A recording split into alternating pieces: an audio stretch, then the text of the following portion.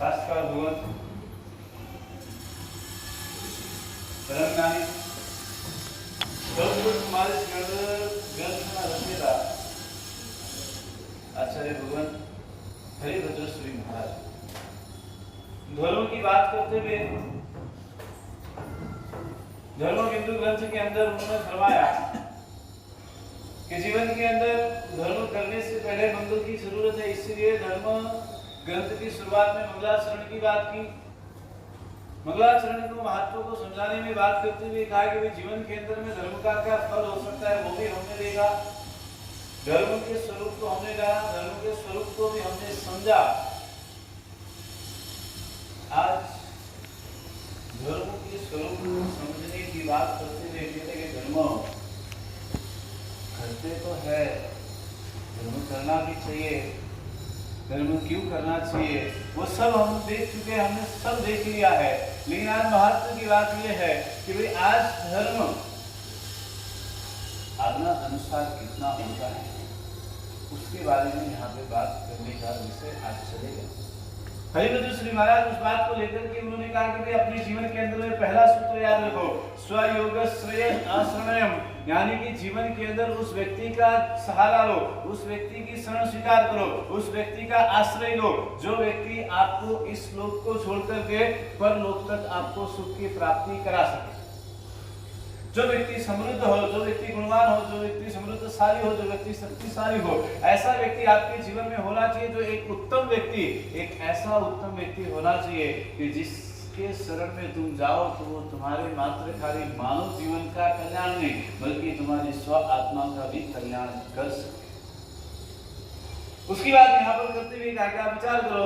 दूसरी बात करते हुए कहा प्रधान साधु परिग्रह, यानी कि प्रधान ऐसे उत्तम गुण वाले ऐसे महापुरुषों का स्वीकार करना चाहिए जो सज्जन भी हो, कृतज्ञता वाले भी हो, गुणवान भी हो, स्वरूपवान भी हो। तो कहते हैं कि यहाँ पे बात करते हुए आप विचार करो कि जो शक्तिशाली भी हो, समझदार भी और उत्तम गुणों के धारक होने चाहिए। व्यक्ति हमारे जीवन में हम कहते हैं कि पैसों का परिग्रह, धन संपत्ति वैभव का परिग्रह शायद हम बहुत बार करते हुए कहते हैं, लेकिन यहाँ पर कहा कि प्रधान साधुरा, जो सब साधुनम परिग्रह, यानी कि जो सब बड़े व्यक्ति है, जो उत्तम गुण वाले हैं, साधु का यहाँ पे उदाहरण दिया है। बाकी हर एक व्यक्ति की बात करते हुए यहाँ पे कहने का उन्होंने प्रयास किया है कि ऐसे व्यक्ति का करो जो कृतज्ञता वाले हो, जो सौम्यता वाले हो, जो उत्तम गुणों के धारक हो, जो आचार्य संपन्न हो, जो चारित्रवान व्यक्ति हो, जो चरित्रहीन हो ऐसे नहीं, जो चारित्रवान व्यक्ति हो ऐसे व्यक्तियों का आश्रय, ऐसे व्यक्ति आपके जीवन में, आपके परिग्रह में होने चाहिए।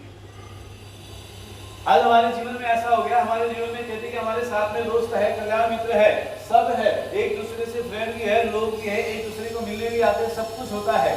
लेकिन सब इतने सर्कल के अंदर में ऐसा कोई व्यक्ति जो हमारे लिए सही मायने में, सच मायने में हमारे काम का हो, जो इस भोग में नहीं पर भोग तक ले जाने का विचार करता है। आपके सर्कल के अंदर में ऐसा कोई व्यक्ति आपके जीवन में है? ये पहला प्रश्न है, आपको पूछना है कि मेरे जीवन में ऐसा कौन सा व्यक्ति है जो मुझे सच्ची राह दिखा सकता है। आपके सर्कल में हजारों फ्रेंड्स है कि नहीं? हाँ, हजारों दोस्त है आपके, हजारों फ्रेंड है, हजारों दुनिया में आप हजारों लोगों को जानते हो, आपके सारी इतने सारे संबंध है, इतने सारी पहचान है आपके। लेकिन आप स्वयं से एक बार प्रश्न करो कि जितने भी लोग यहाँ पर है, जितने को मैं जानता हूँ, उसमें से मेरे लिए, मेरे स्वयं के लिए, मेरे को आगे ले जा सके, इस भाव से नहीं पर भाव तक पहुँचाने का काम कर सके, पर भाव तक की राह मुझे दिखा सके, ऐसा व्यक्ति कौन है? कौन है आपके जीवन में? कौन है? हाँ? कोई एकाध व्यक्ति तो होना चाहिए ना। गुरु तो बहुत उच्च लेवल की बात है। अपने जीवन के अंदर में कहते हैं कि हम पहले विचार करो, आपके साथ में ऐसा कोई कल्याण मित्र, ऐसा कोई दोस्त जो आपको कहते हैं कि निरंतर सच्ची सलाह देने वाला होना चाहिए, जो हर समय आपको सही गलत का फर्क आपको बताने वाला होना चाहिए। आपके जीवन में ऐसा कौन सा व्यक्ति है कि जिसकी आप इन सब की चीजों के लिए आप एक बात सुनने के लिए तैयार होते? सीधा सा प्रश्न, आपके जीवन में आप सही कर रहे हैं या गलत कर रहे हैं, आप कौन सा काम कर रहे हैं, किस तरह से कर रहे हैं, किस तरह से काम करने का आप प्रयास कर रहे हैं, किस तरह से आपके करने की इच्छा है, और आप जो उस चीज को लेकर के आगे बढ़ रहे, अमल कर रहे हैं, तो आपके साथ में ऐसा कौन सा व्यक्ति है जो आपको उसमें सही और गलत का फर्क बताकर आपको समझाने का प्रयास करता है? ऐसा नहीं, ऐसा होना चाहिए। और आप उसकी कितनी बात सुनते हो, कितनी बार सुनते हो? जो माता पिता की बात करी, बहुत अच्छी बात है, जीवन में माता पिता अवश्य में होने चाहिए, लेकिन माता पिता की बात आप सुनने का प्रयास कितनी बार करते हो? वो माता पिता है, उसमें कोई डाउट नहीं, घर पे तो माता पिता सबके हैं, तुम्हारे भी है, दुनिया में है, सबके है, लेकिन उनकी आज्ञा का पालन निसंकोच बिना क्वेश्चन के उनकी बात मानने का प्रयास कितना है?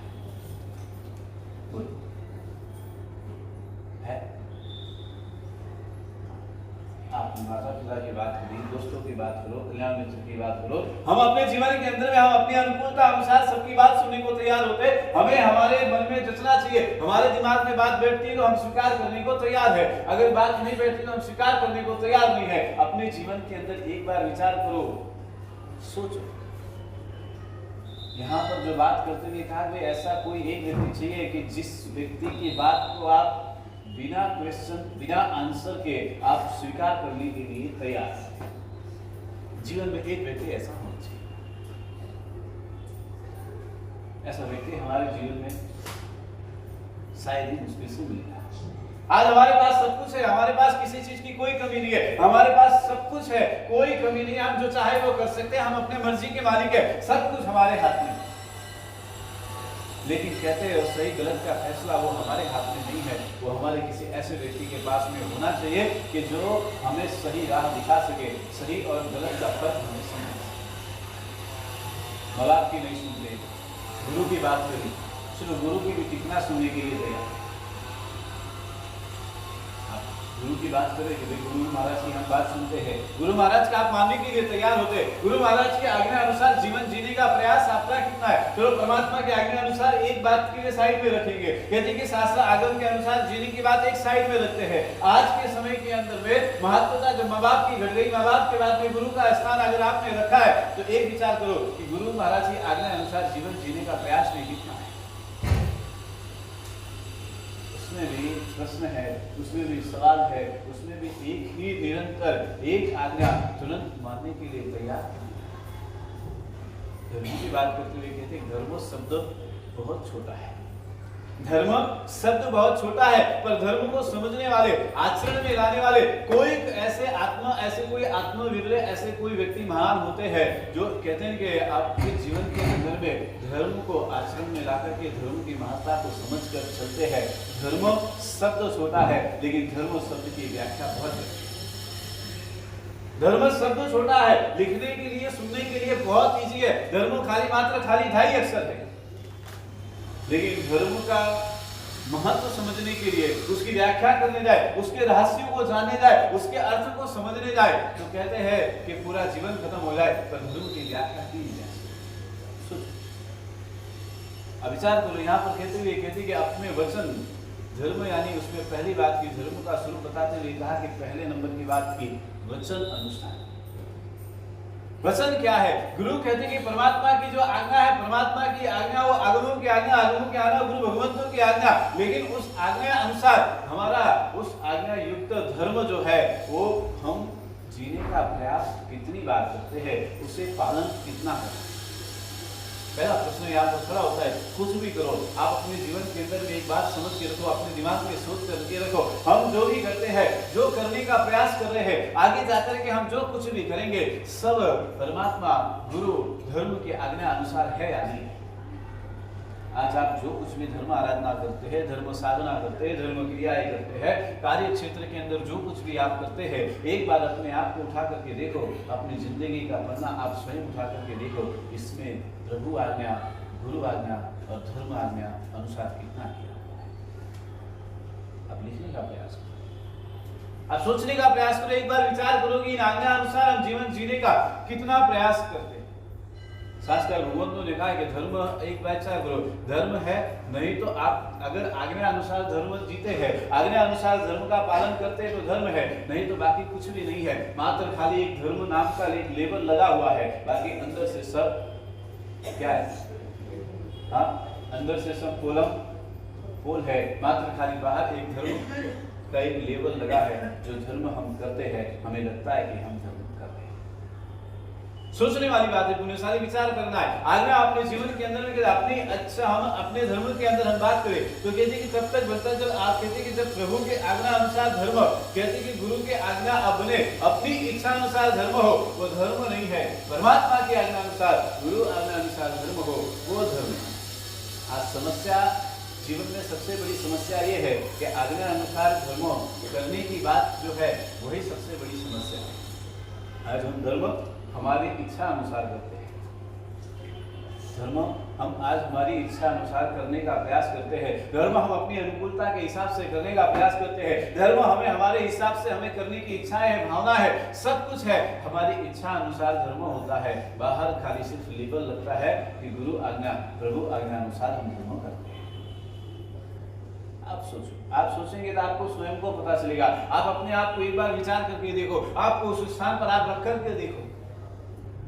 तो यहाँ पर बात करते हुए कितने हिसाब से करते हैं, चाहे वो शक्ति अनुसार करते, इच्छा बोलते नहीं है लेकिन करते तो उसी के हिसाब से। इच्छा अनुसार करे वो धर्म नहीं, प्रभु और प्रभु की आज्ञा प्रभु वचन अनुसार करे वो धर्म है। आज मैंने कहा ना इच्छा अनुसार धर्म होता है। शास्त्र ने कहा कि बोलिया बोलते हूँ गुरु, कहते हैं कि बोलते बोलिया हूँ गणु, सफल जो से तुझे साख रे, यानी कि प्रभु के वचन के साक्षी हो और वचन की वफादारी प्रथम सबसे बड़ा गुण, प्रभु के वचनों के प्रति वफादारी, धर्म के वचन के प्रति प्रभु की आज्ञा के प्रति हमारी वफादारी अवश्य में होनी चाहिए। हमारी वफादारी कितनी है उसकी बात करते हुए का फिर चाहे आप भूमिका किसी भी भूमिका के स्थान पर किसी भी स्थान पर आप बैठे हो, सारे गुण काम के हैं। जब आपके जीवन में वफादारी का गुण आएगा आपको लगेगा कि सारे गुण काम के हैं। जब आप में वफादारी है एक भी गुण आपको काम का नहीं लगेगा, आपको समझ में नहीं आएगा, आपको ख्याल भी नहीं आएगा मैं क्या कर रहा हूँ, किस तरह से कर रहा हूँ, किस तरह करने का मेरा ये प्रयास है। खासकर भगवान तो यहाँ पे कहा कि आप विचार करो, कहते कि अपने जीवन के अंदर प्रभु के वचन के प्रति वफादारी, गुरु के वचन के प्रति वफादारी, धर्म के प्रति वफादारी, शासन के प्रति वफादारी, माँ बाप के प्रति वफादारी, कुटुंब के प्रति वफादारी, अपने जीवन में कहते कि इन सब के प्रति वफादारी अवश्य में होनी चाहिए। लेकिन आज ना तो धर्म के प्रति वफादारी है, ना गुरु के प्रति वफादारी है, ना वचन के प्रति वफादारी, ना परिवार के प्रति, ना कुटुंब के प्रति वफादारी। आपकी वफादारी किसके प्रति है? आप वफादार किसके प्रति रहना चाहते हैं? आज हमारी वफादारी धन संपत्ति के पीछे है, आज हमारी वफादारी कहती कि संपत्ति के पीछे हमारी वफादारी है। हमारी वफादारी हमारे जीवन में कहती कि आज वफादारी का कोई मायना हमारे जीवन में रहा नहीं है। शासन के प्रति, शासन में बैठे जिन शासन आपको मिला है, जिन शासन के प्रति वफादारी हमारी, खासकर भगवान की विचार करो, आप जिस राज्य में रहते उस राज्य के प्रति आपकी वफादारी कितनी है, जिस संस्था में रहते उस संस्था के प्रति आपकी वफादारी कितनी है, जिस संघ में आप रहते उस संघ के प्रति आपकी वफादारी कितनी है। प्रश्न बड़ा गंभीर है, प्रश्न बहुत बड़ा है, जवाब उसके आपको सोचना है, आपको विचार करना है। यहाँ पे कहते कि जीवन के अंदर में शासन के प्रति वफादारी सीखना है तो चंद्रशेखर महाराज से सीखनी चाहिए। जीवन के अंदर में इतने साल के दीक्षा पे आए अपने जीवन के अंदर कुछ भी करे नहीं करे, हम सब ने देखा है उनकी बात अलग है, उनकी जीवन निराली है, लेकिन उनके जीवन का एक गुण निरंतर हमेशा था, शासन के प्रति वफादारी अड़ग रही। प्राण देना पड़े तो शासन के लिए सोचना। पहले के जमाने के महापुरुषों की बात आपको शायद अपने दिमाग में बैठे नहीं बैठे, इस जमाने के महापुरुषों की बात अगर आपके जीवन में बैठे ना तो भी कल्याण हो सकता है। चंद्रशेखर महाशय उपन्यास जीवन के अंदर में उनके जीवन में शासन के प्रति जो वफादारी थी, शासन के प्रति प्राण देना पड़े तो हर क्षण तैयार। आपने वफादारी की। हाँ, आज हम शावक कहने के लायक है। शावक के स्थान पर आप जैन धर्म के अनुयायी हो, आपको लगता है, आप विचार करो कि शासन के लिए अगर एक बार में प्राण देने की बात आए, प्राण देने के लिए जरा भी सोचेंगे नहीं, प्राण देने के लिए हम तैयार हैं। हाँ? नहीं, सिर्फ खाली बोलने के लिए अलग बात है, मुंह दिखाने के लिए अलग बात है, मुंडी हिलाना अलग बात है, लेकिन सही मायने में करना अलग बात है। जीवन के अंदर विचार करना है कि कहते कि चाहे चंद्रशेखर महाराज की बात करें, कहते कि जीवन के अंदर भोरमालू श्री महाराज की बात ले लो, अपने जीवन के अंदर वल्लभ श्री महाराज की बात ले लो। एक से एक महापुरुष है इस समय के अंदर जिन्होंने शासन के प्रति वफादारी, शासन के प्रति समर्पण अपने जीवन में रखा है। जगत पूज्य जैनाचार्य हमारे धर्म श्री महाराज काशी के अंदर जाकर के जीवन के अंदर विचार करो कि कहते कि उस समय के अंदर जैन धर्म की जरूरत काशी में इतना सब कुछ होते हुए बिल्कुल धर्म का कोई मायना नहीं, लेकिन फिर भी वहां पर रहकर के लोगों को गाली खाकर, लोगों के पत्थर खाकर के भी अपने जीवन का निर्माण करने का प्रयास किया। राजा तक को प्रतिबोध कर करके विश्व के अंदर सबसे पहले यशो विजयेश्वरी जैन पाठशाला का निर्माण काशी के अंदर सबसे पहले स्थापना कराई, क्योंकि शासन चलता है धर्म से और धर्म चलता है शासन से, और शासन के अंदर में जरूरत ज्ञान की पड़ती है, इसलिए सबसे पहले पाठशाला की स्थापना। उस समय की परिस्थिति बड़ी खराब थी, अपने जीवन के अंदर विचार करने की जरूरत है। वहां पे लोग रहने के लिए जगह देने को तैयार नहीं थे, अंग्रेजों का जमाना हुआ करता था, राजा भी वहां के विरोधी हुआ करते थे। ये डिटेल, ये समय हमारा जब आएगा, उनके जीवन की बातें हम अवश्य अपने जीवन में देखने का प्रयास करेंगे। यहाँ पर बात सिर्फ इतनी है, सब कुछ करना, एक बात हमेशा याद रखना, कहते हैं कि जो नीचे अपने जीवन में, कहते हैं कि जो नीचे झुक करके जीना चाहता है, जो नीचे झुक करके चलना चाहता है, वो दुनिया में सबसे ऊंचा स्थान पर आज हमारी अक्ल में है। आज हम नीचे झुकना नहीं चाहते हैं, आज हम सर झुकाना नहीं चाहते।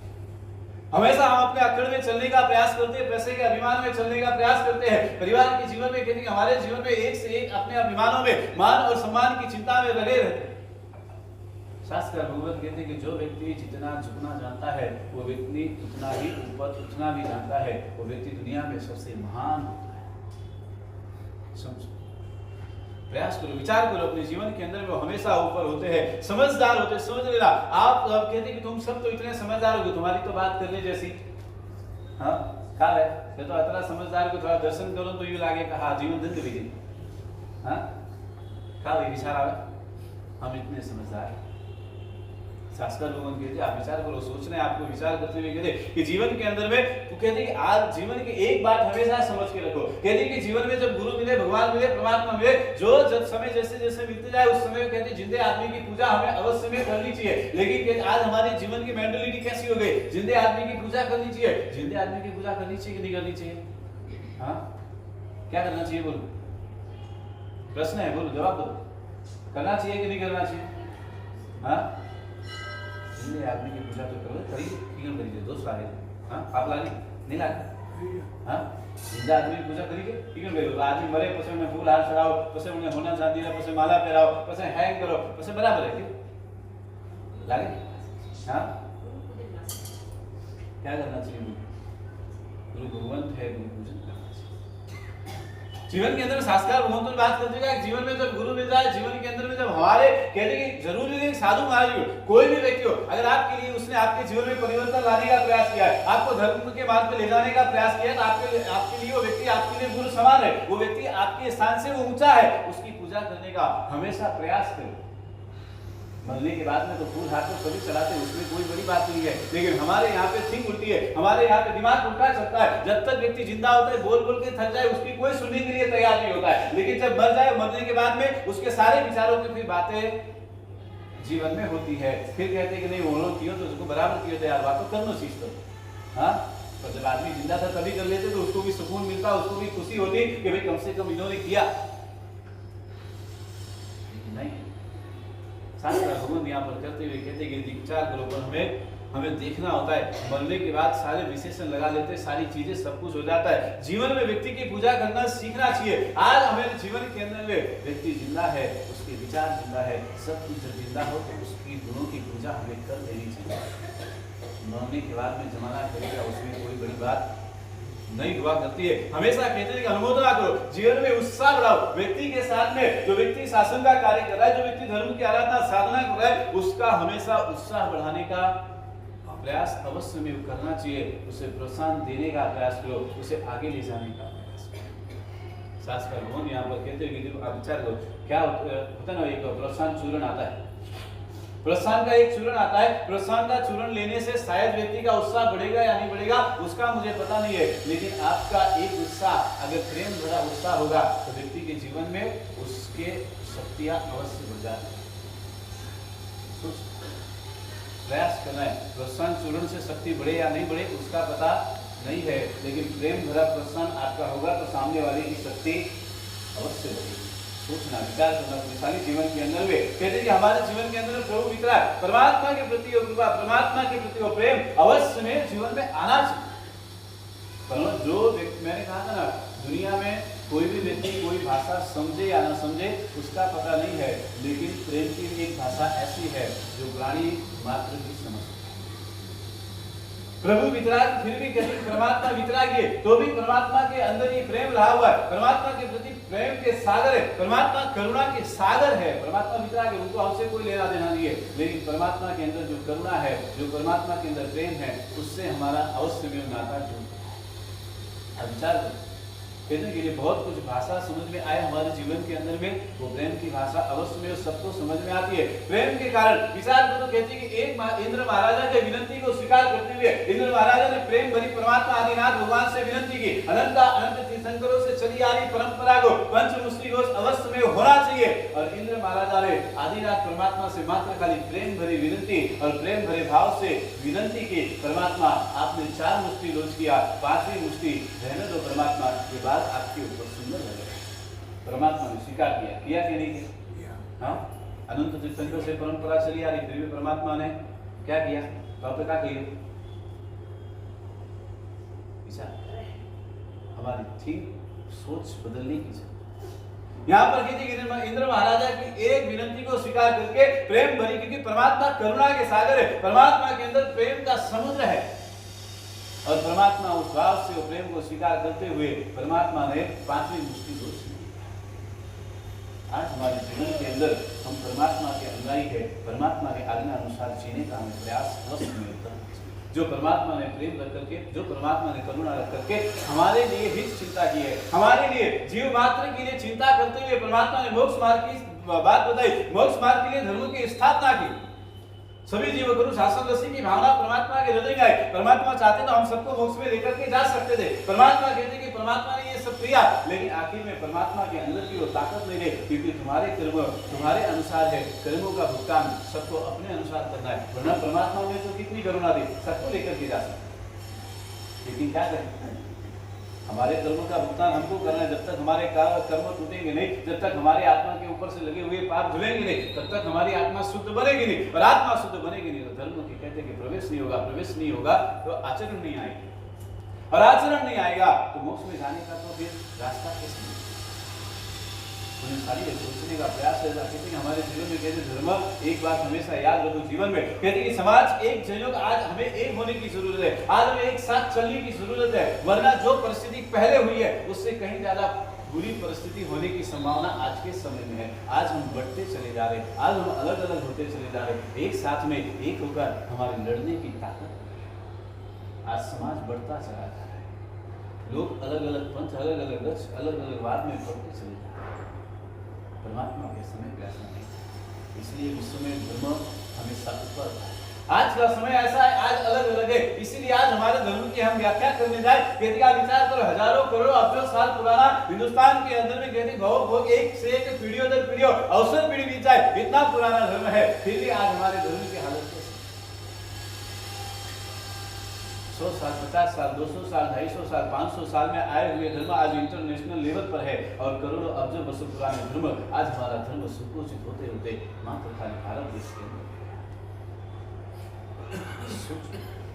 आज उसके कहीं ना कहीं भागीदार हम भी है, कहीं ना कहीं दोस्त के भागीदार हम भी है, क्योंकि हम समाज में अलग अलग गक्षों में बढ़ते चले गए, अलग अलग समाज के अंदर, अलग अलग पंथवाद के अंदर हम बढ़ते चले गए। जरूरत हमें एक होने की है, अलग अलग बढ़ने की जरूरत नहीं है। अलग अलग हो जाएंगे, समाप्त हो जाएंगे, साथ में रहेंगे तो शायद बचे। पुण्य सारी सोचना है, आपको विचार करना है। कहते हैं परंतु इतना बोलने में तो हो जाए, कहते हैं कभी कभी अपने आप को झुकाने का प्रयास करो। एक झुकने का प्रयास करता है, दूसरा अकड़ के रहने का प्रयास करता है, एक साथ हाथ बढ़ाने का प्रयास करता है, दूसरा हाथ खींचने का प्रयास करता है। थोड़ा सा झुकने में हम कोई छोटे बाप के होने वाले नहीं। समझो, प्रयास करो। यहाँ पर वो कहते हैं कि आप विचार करो, कहते हैं कि शासन के प्रति राग, हमेशा शासन के प्रति राग होना चाहिए, शासन के प्रति वो अहोभाव होना चाहिए, शासन के प्रति वो समर्पणता आनी चाहिए। ना तो आज तो शासन के प्रति कोई राग रहा, ना शासन के प्रति कोई भावनाएं रही, ना कोई शासन के प्रति कोई समर्पण भाव। शास्त्र लोग यहाँ पर आपसे पूछते विचार करते कि आप विचार करो, समुदाय में गच्छो में, इस गुरु में, उस पंथ में, इसमें बढ़ते चलिए। हमेशा एक बात याद रखने की जरूरत है, कहते कि समुदाय में बढ़ने की जरूरत है। शासन 2500 साल से 2700 साल से अखंड और निरंतर चल रहा है, आगे भी 18,500 वर्ष निरंतर चलेगा, कोई फर्क पड़ने वाला नहीं है। शासन के प्रति राग होना चाहिए, समुदाय और गच्छ के प्रति राग रख करके कुछ भी मिलने वाला नहीं है, सब समाप्त हो जाएगा। शासन अखंड होनी चाहिए, शासन के प्रति समर्पण शासन के प्रति होना चाहिए। ये साधु मेरे, वो साधु मेरे, ये साधु मेरे नहीं है, वो साधु मेरे लिए, ये करने से कोई फायदा होने वाला नहीं है। याद रखना, शासन है, शासन के साधु सब मेरे हैं, परमात्मा के अनुयायी है। ये बात विचार के दिमाग में फिट करके चलने की जरूरत है। एक से एक गच्छों में बदलों में बटने की जरूरत नहीं। आपको पहले की परिस्थिति आपको पता है कि जैसे जैसी परिस्थिति पहले बुरी संभावनाएं में हुई है, उससे कहीं ज्यादा बुरी परिस्थितियां आज के समय में भी आई। और उस समय पे जब हम एक नहीं होंगे ना, हमारी हालत इतनी बदतर हो जाएगी कि हमें कोई बचाने नहीं है। ध्यान यहाँ पे बात करते हुए शास्त्र भगवान कहते आपको सोचना है, शासन के हमेशा बनना है तो शासन के भक्त बनो, हमेशा बनना है तो कहते शासन के रागी बनो, हमेशा बगैर परमात्मा के आज्ञा के अनुयायी बनने का प्रयास करो। शायद संपूर्णतः परमात्मा की आज्ञा नहीं पाली जा सकती, कोई बात नहीं, लेकिन कम से कम पालने का तो प्रयास अवश्य होना चाहिए। कहते हैं आराधक बहुत है इस दुनिया में, एक से एक रत्न है, एक से एक आराधक हमारे पास है, लेकिन शासन के ऊपर आफत आए तो लड़ने वाले ही आराधक परिवार, आराधक व्यक्ति बहुत है, मेरा उसमें कोई विरोध नहीं है। लेकिन जब शासन की बात आती है, शासन के लिए लड़ने की बात आती है, तो हमारे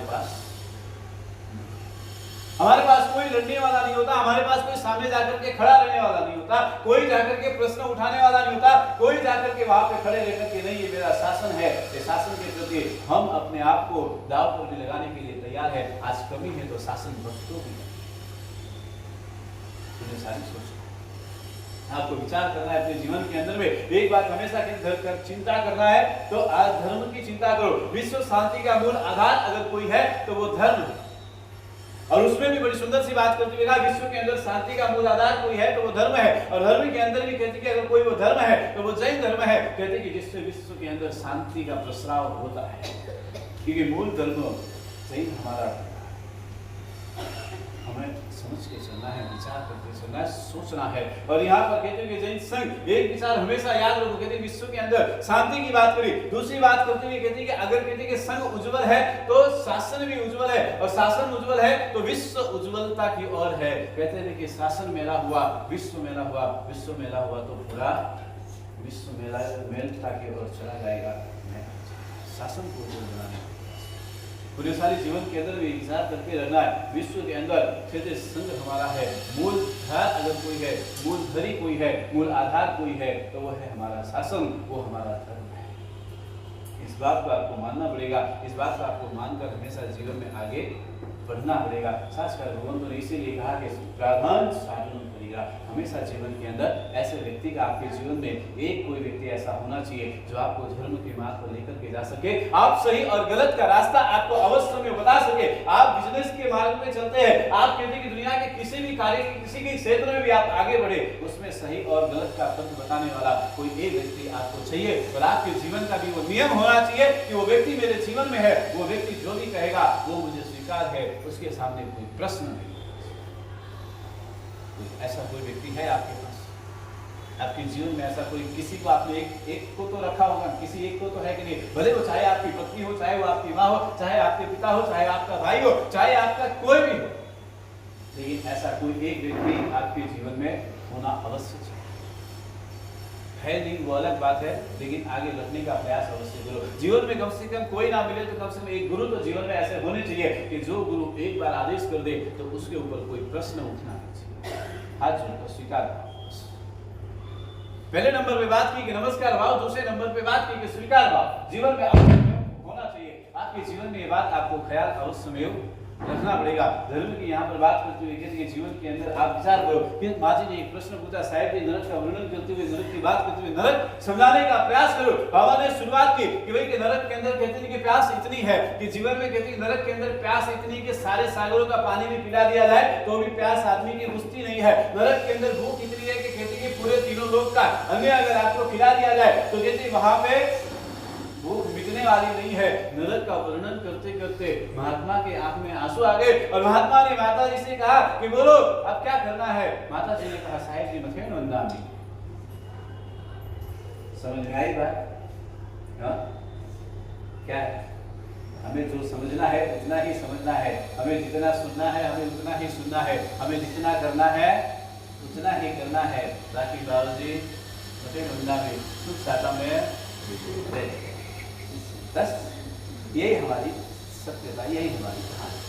तो यहाँ पर बात करते हुए कि अपने जीवन के अंदर में हमारी जीवन जरूरियात की जो बात चल रही है, धर्म की बात हमारे जीवन के अंदर आई। पहले नंबर में कल तीसरे और चौथे नंबर की जो बात थी कि नथिंग इम्पॉसिबल, हमारे जीवन में कुछ भी पॉसिबल नहीं है, सब कुछ आपके हाथ में है, आप कुछ भी कर सकते हो। इम्पॉसिबल भी ये कहता है कि सब कुछ पॉसिबल है, उसे थोड़ा अलग करो, आपको दोनों का डेफिनेशन समझ में आएगा। आप इंग्लिश ज्यादा पढ़े, मैं कभी कॉलेज स्कूल नहीं गया और जो स्कूल में गए वहां पे कोई इंग्लिश का विषय था। आप अगर उसको विचार करोगे, उसे गौर से देखोगे, आप समझोगे तो आपको पता चलेगा वो शब्द, ये भी शब्द के अंदर भी वो रहस्य छुपा है कि सब कुछ पॉसिबल है, कुछ भी इम्पॉसिबल नहीं है। जीवन के अंदर में कहते हैं दुनिया की सबसे सच्चाई, सबसे इतनी बड़ी सच्चाई है ना, सच्ची इतनी झूठ बड़ी दुनिया में, एक सच्चाई इतनी कड़वी है लेकिन कहते हैं कि वो हमें दिखती नहीं है। दुनिया में कहते हैं इंसान हमेशा कहते हैं कि दिल का अच्छा होना चाहिए, कहते हैं कि दिल का अच्छा होना चाहिए, कहते हैं चेहरा अच्छा नहीं होगा तो चलेगा, लेकिन इंसान दिल अच्छा हो या ना हो, चेहरा पहले देखता है कि चेहरा कितना अच्छा है। सोच दूसरे नंबर भी ये कड़वा है कि ये कड़वी सच्चाई ये भी इतनी अच्छी है, कहते हैं कि व्यक्ति कहते दिल का अच्छा होना चाहिए, कहते हैं कि दिल का समझदार होना चाहिए, पैसा नहीं होगा तो चलेगा, लेकिन इंसान देखता सबसे पहले व्यक्ति में पैसे कोई है, व्यक्ति दिल का कितना अच्छा है वो कोई देखता नहीं है, पहले वही देखते हैं कि व्यक्ति दिल से अच्छा है या नहीं है, व्यक्ति के पास पैसा कितना है। आज हमारी कड़वी सच्चाई नहीं है। हम हमेशा अपने जीवन में कहते हैं कि जीवन के अंदर बनना है तो होशियार बनो, बुद्धिशाली बनो, अच्छा बनने का प्रयास करो, स्मार्ट बनने की जरूरत नहीं है, स्मार्ट तो फोन भी है। क्या है? हाँ? स्मार्ट तो फोन भी है, स्मार्ट बनने की जरूरत नहीं है, सरल बनने की जरूरत है, समझदार बनने की आपको जरूरत है। जीवन में यहाँ पर वो बात करते हुए कहते हैं कि आपको जीवन के अंदर मैंने जो कहा था कि जो हो चुका है उसे बदला नहीं जा सकता। आपका कितना भी पुण्य अगर सही हो, अगर पुण्य अड़ग है, पुण्य सब कुछ अच्छा है, आपके जीवन में सब कुछ अच्छा नहीं होगा। अक्सर होता है कि जो आपके लाइफ के अंदर जो आप चाहते हैं, तो आपको मिलने की इच्छा है, आपको उसे पाने की इच्छा है, पर कहते हैं कि आप चाहते हैं, समय चाहता है, लेकिन जिंदगी नहीं चाहती, तो आपको कभी मिलने वाला नहीं।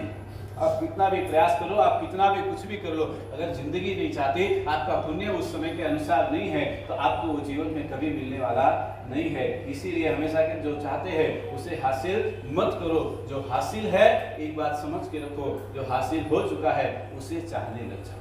जो नहीं मिला उसे चाहने की जरूरत नहीं है, जो नहीं है आपके पास उसे पाने की इच्छा की जरूरत नहीं है, जो है नहीं आपके पास उसकी इच्छा करने की आपको जरूरत नहीं है। जीवन में एक बात सोच के रखो, जो मिला है उसे चाहने लगो, जो पाया है उस अनुरूप आपकी इच्छा को कन्वर्ट करने का प्रयास।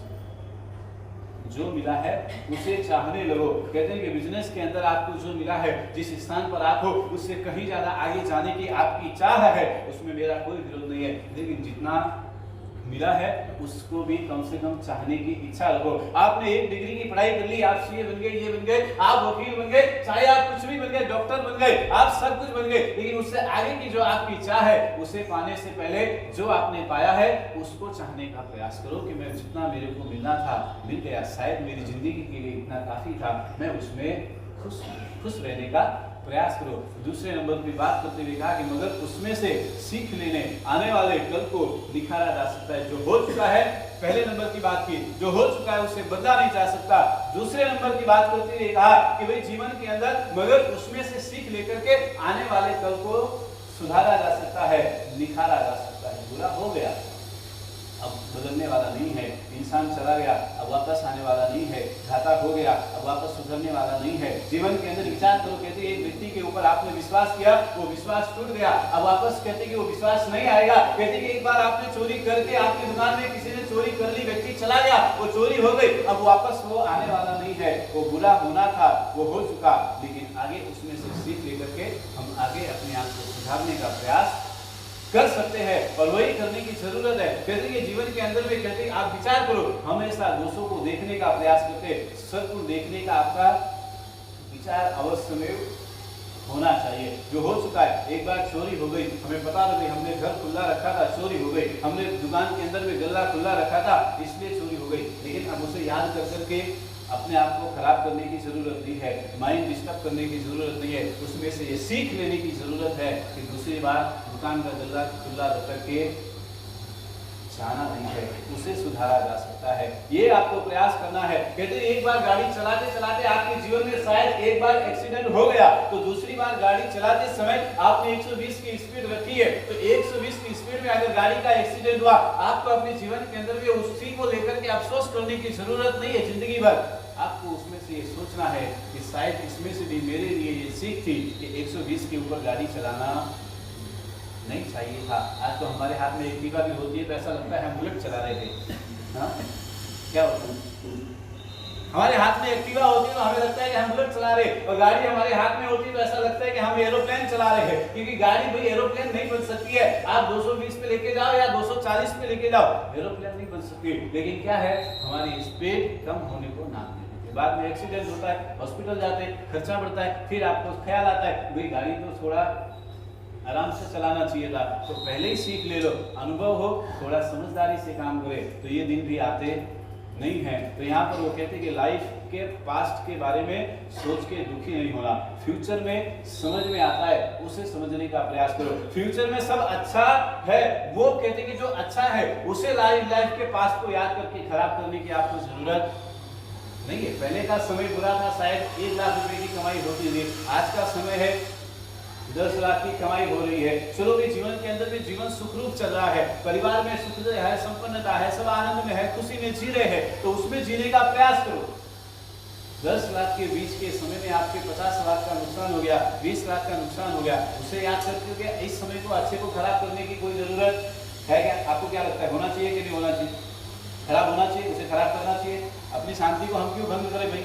हाँ, हो गया सो हो गया, बात खत्म हो गई, जो हो चुका है उसे बदला नहीं जा सकता है। इसलिए शास्त्र भूमंत्रा we can not replace but we can study.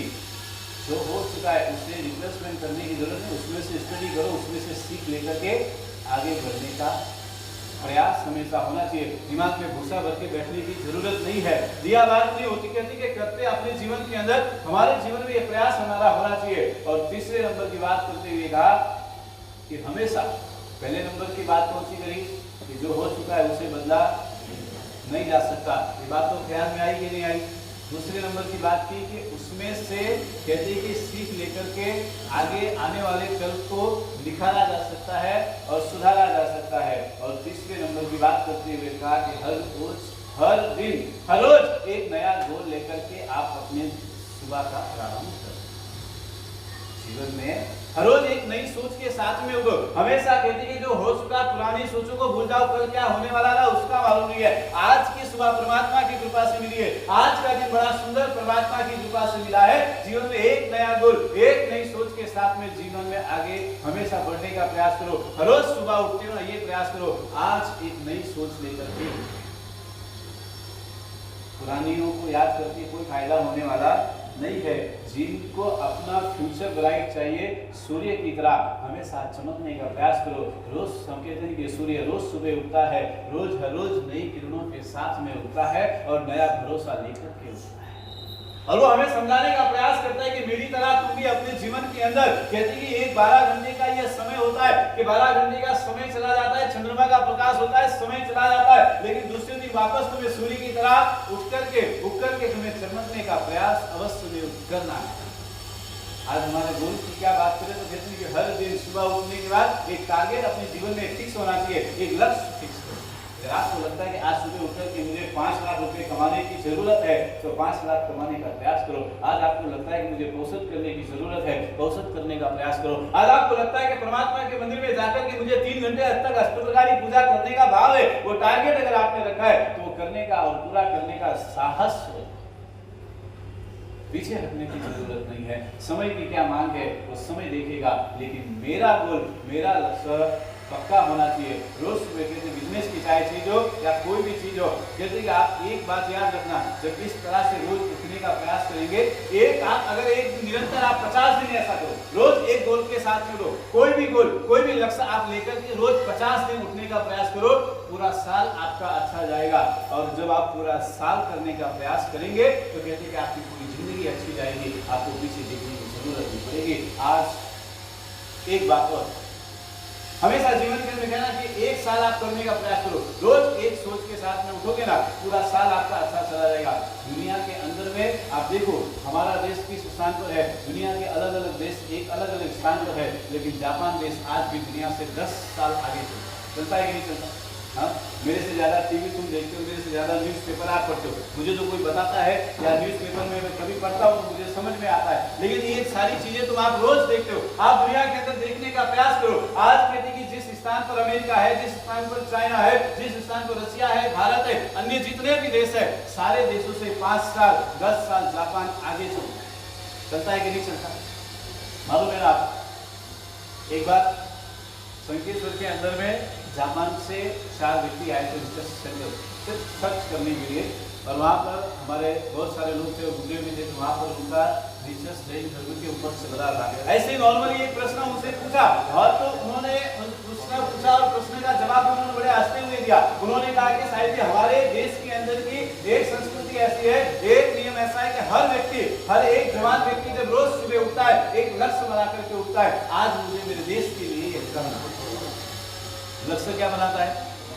आज मुझे मेरे लिए, मेरे देश के लिए एक नई सोच के साथ में उठता है। और देश और सरकार, अभी यहाँ की सरकार तो कैसी हो तुम सब जानते हो, चलो अलग बात है, लेकिन कहते हैं कि वहाँ की सरकार, वहाँ के लोग, वहाँ के नेता उस चीज को सपोर्ट करते हैं। और जब व्यक्ति वो गोल के साथ में उठता है, और उसी का कारण है कि आज हमारा देश दुनिया से 10 साल आगे चलता है। इसलिए मैं कहता हूँ कि जीवन में लक्ष्य बनाओ, गोल आपका पक्का होना चाहिए। जीवन के अंदर में एक सफलता की ओर बढ़ना है, अपने जीवन को नया उत्साह, नई ऊर्जा के साथ में आगे बढ़ाने का प्रयास करो। हम भी दुनिया में हर सबसे आगे जा सकते हैं, और जिस दिन आप ये करेंगे उस दिन दुनिया आपके कदम चूमेगी और आप दुनिया से अवश्य में ऊपर होंगे पुण्यशाली। तो हमेशा 3 बात याद रखने जैसी है। कौन सी बोलूं?